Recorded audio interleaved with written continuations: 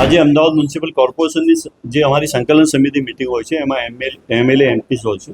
આજની આ મિટિંગના અંદર મારા ઘણા બધા એવા મુદ્દા હતા, ઇસ્યુ હતા, અને ખાસ કરીને મારો આજે એ મુદ્દો હતો કે 274 કરોડ જેટલું જે બાઉન્સરોને જે અહીંયા હાયર કરીને અમદાવાદ મ્યુનિસિપલ કોર્પોરેશન રાખેલા છે અલગ એજન્સીઓના મારફતે, એ બાઉન્સરો જે પ્રમાણે આજે બેફામ થઈ જતા હોય છે. 2 દિવસ પહેલાનો જે બનાવ છે એ 2 દિવસ પહેલાના બનાવના અંદર જે પ્રમાણે બાઉન્સરો, મીડિયા કર્મચારી હોય કે કોઈ આમ પ્રજા હોય જેના જોડે બદતમીજીથી બિહેવિયર કરે છે, એ કોઈ પણ સંજોગોમાં ના ચલાવી લેવાય. આજે કમિશનરને મેં આ કીધું, મેં કમિશનર સાહેબ આટલા કરોડો રૂપિયા આપણે ખર્ચીએ છીએ, પણ જે તે કંપની જે કંપનીના બાઉન્સરો છે તેને ખાસ કરીને પ્રશિક્ષણ આપવું જોઈએ કે કયા વ્યક્તિ જોડે કેવી વાત કરે.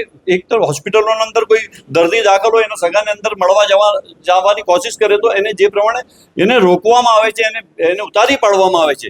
અને જે પ્રમાણે બાઉન્સરોની દાદાગીરીની હું સમજુ લુખાગીરી છે, આ લુખાગીરી કોઈ પણ સંજોગોમાં ના ચલાવી લેવાય. કમિશનરશ્રીને કીધું કે આવા કોઈ પણ જે સંસ્થાઓ છે, જે એજન્સીઓ છે એના પર તમે એક્શન લો. અને જે પ્રમાણે કરોડો રૂપિયા ખર્ચીએ છે, આટલી બધી અમદાવાદ મ્યુનિસિપલ કોર્પોરેશનને બાઉન્સરોની જરૂર ક્યાં પડતી હોય છે? એટલું બધું એવું શું કામ કરે છે અધિકારીઓને કે આટલા 10 બાઉન્સરો એક ઓફિસરના બહાર ઉભા રહે?